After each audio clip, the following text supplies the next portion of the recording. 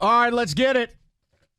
We are all dreaming of a 7'4" Frenchman to join the family as we begin on a Tuesday NBA lottery day.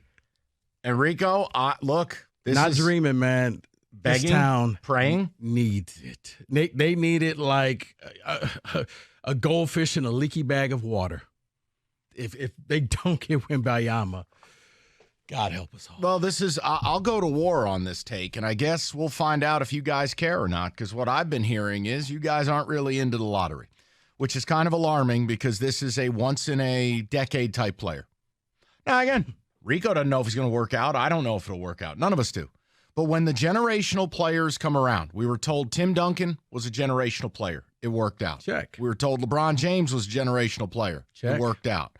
We were told Anthony Davis was generational. It worked out. Yeah. We were told Zion was TBD. I don't know. I'm done. Okay, I'll give you this. When he's healthy. Yeah. Yes. He's a force that can't be stopped. Right. But now it's here again. This is it. This is a guy who would have gone number one last year, may have gone number one 2 years ago. This is the guy. And the Pistons have the worst record. They have the highest odds. Here's how I think it goes, Rico. And look, I will go to war on this with people. If you win, let's start with the positive.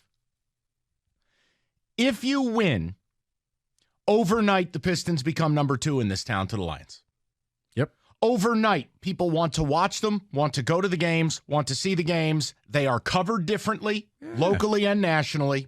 They are talked about differently. They are viewed differently. And if Wembanyama is him, as the kids say, the NBA at a certain point will run through Detroit. Not only that, Mike, if the Pistons get Wembanyama, I do expect a Christmas Day game. I don't know if it'll be here in Detroit, but Detroit will be a part of the Christmas Day lineup because that's the games that the league showcases all their best players. They are banking on this kid really turning out to be something. And you're right. Jersey sales, people will be excited about the Pistons. If you lose, you have no future. Look, let's face it. This is year 4 of a rebuild. I wish I could throw a flag. You have none. So before the boner Piston fan base calls up and tries to sell me on Amen Thompson or Scoot Henderson or Brandon Miller, let me be very upfront with you. If you're going to sell me that getting the number 2 pick and getting Scoot is some big thing, hey, how many all-NBA players have been 6'2" or shorter? We've got one in Steph Curry. He's the greatest shooter in the galaxy. And if you want Dame Lillard, that's fine. Built different and still went 8th overall. Okay, what about Brandon Miller? Well, let's forget the Alabama murder stuff and let's just talk about him, the player. You know what his problem was? He doesn't have blow-by ability. If you can't do it in the SEC, you're not going to do it in the pros. You know what Brandon Miller took more shots of than anybody else? Contested jumpers. That scares me a bit. And by the way, no-showed in their biggest games. Ooh, what about Amen Thompson, Rico? What about him? Can't shoot. So this is simple. If you don't win the lottery, you have nothing. We don't need another 19-year-old here. Oh, by the way, Brandon Miller's going to be 21 as a rookie, so he's Hendon Hooker. We don't need another 19-year-old. You don't have room in the backcourt, so here's what you would have to do. You would have to make a trade dealing that pick and or one of Cade or Jaden to bring in a legitimate player. And you know what the problem is? I call it the Ben Simmons effect. Yeah. Whatever you take is going to be damaged. You know what? I wish I could sit here and say, no, Mike, they can go out and get something, but you're correct. You're not going to get a franchise player. You're going to get a Ben Simmons, a James Harden. You're going to get a Russell Westbrook. You're going to get somebody that somebody wants off their team, still has some good use to them, but How about him? How about David? David going, well, what about Michael Porter Jr.? Really? He's got Grandma Simpson's spine. I was about to say, He's had 3 back surgeries. David, it's what ended one of the best players ever, Grandmama's career. He just, when you're young and your back goes out, doesn't come. You can recover from knee surgery, ankle surgery, arm, Tommy John. When the back leaves you, you got nothing. So, but it's whoever you go get, will be broken. You're not going to you're going to be like, well, is that the best we can do? And the answer is yes. It was that's funny. the best that you can do. It was so funny. I was listening to Wojo last night driving home. And I love Caller Brian. Passionate guy. He goes, oh, Valenti wanted Ben Simmons. Yeah, because Valenti's rooted in reality. And nobody wants to come here. So, yeah, you're going to have to take someone who's screwed up in the head or screwed up with their body or acts like a bleep hole. If we get Ben Simmons, are you going to be his personal trainer? Can you guarantee me? I'm off that train, though, because when I wanted him was over a year ago. Yeah. Now, what he's doing now, trolling the Sixers and all that, we're done. I'm making a point, though. Yeah. Like Rico, I brought up Julius Randle. He's busted, right? His emotions are not in check. He goes in the tank when he plays bad. That's why the Knicks want him gone. Yeah. So my point is, if you lose this lottery, you can't use that pick. It is winner take all tonight, and I want to know if people agree. I want to know if people are even guys. No. Hello, you can't let Red Wing fan outshine you. But when it comes to damaged goods, that's another reason why I'm like, you know what? Maybe you fall on the sword and you go get a guy like Miles Bridges. Yeah, he's got a lot of baggage that comes with him. But he may want to come here on a prove-it contract. Whoever the Pistons get, if you don't get number one, I like, the Ben Simmons. It's going to be somebody that you're going to sit there and say, I promise you when you're at the barbershop with your boys or your friends, you're going to say, we could do better than this. Just tell yourself this. No, we can't. This is what you have to accept right now. This is the stepping stone piece. So you may end up with a Russell Westbrook. You may end up with a person that you thought would never want to come to Detroit. They need to start over. You need to take a chance on somebody. That's where it's going to be. And again, you know why? I really feel like this is the 97 draft all over again. You can laugh. I mean, as a Celtics fan, they were terrible. They tanked hard. It was the Tim Duncan draft. It was all about Tim Duncan. Whoever got Tim Duncan, their franchise was going to change forever. And if you didn't get it, you ended up with the likes of Keith Van Horn or Chauncey Billups or Ron Mercer or, Tony Battie or Danny Fortson or whatever. Don't say that. No. The reason why is because San Antonio was one of the teams with the top who could get the top pick. Well, and they got it. And again, they tanked too because they traded Sean Elliott and sat David Robinson. They quit. Right. So I just look, man. What did they do this year? They quit. I get it. But here's what I want to know from a topical standpoint. Do you guys view it the way we do, which is simple? It's Wembanyama or this franchise is headed nowhere.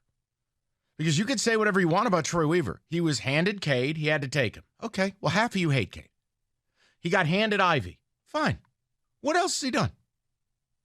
None of the retreads have worked out. The roster makes no sense. The bigs can't even play together and largely stink. What has he done? He waited too long on Bogdanovich to where now, what's he worth as a rental? Guys, Wembanyama's the paradigm shift. So I want to know if that's where you are. Because to me, Wembanyama, Rico always talks about this, and he makes the point with Cade, and he's right. Wembanyama attracts not only fans, he attracts players who are going to want to come play. Yeah.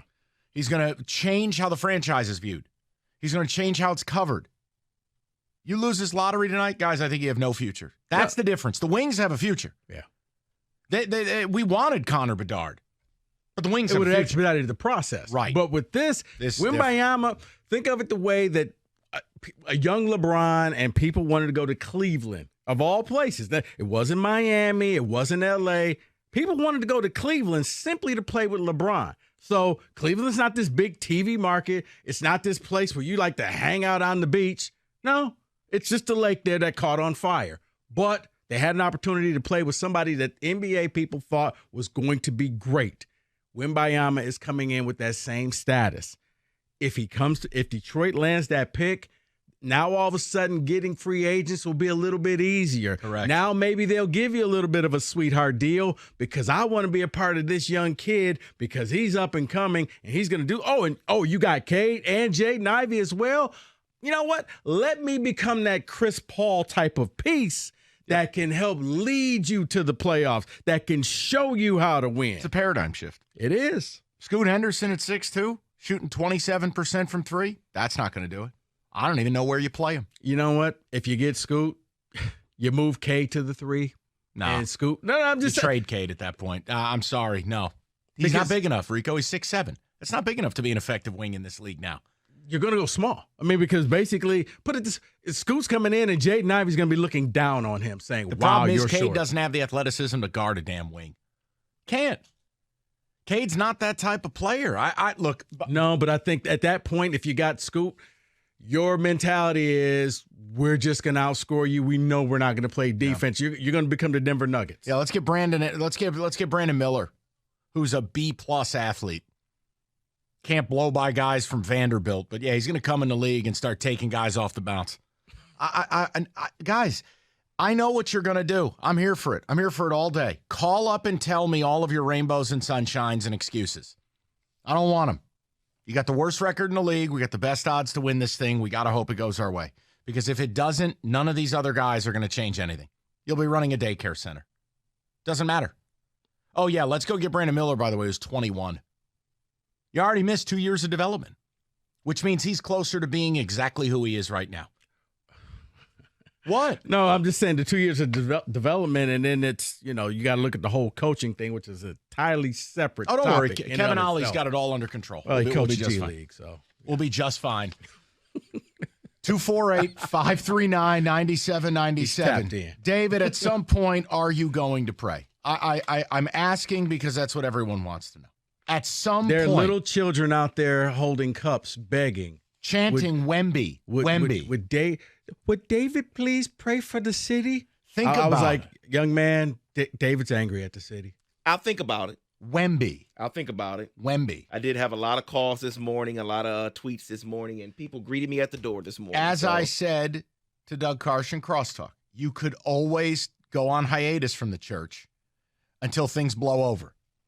Let it, the biblical phrase, this too shall pass.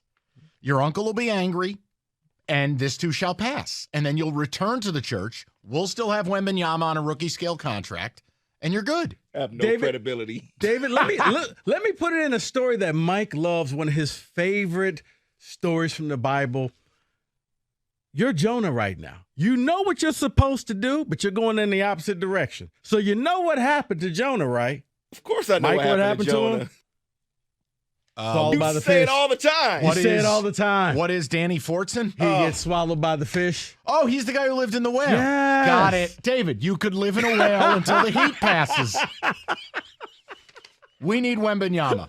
Okay? I love how he says it, but he didn't say it this right. time. I'm like, set it up. It's the I know. fish guy. I know. It was a hard connection. I know. 248-539-9797. We'll get into it. I know Kenny's got some deep thoughts on the NBA draft. This is his wheelhouse. Just kidding. Rico, tell him all about it.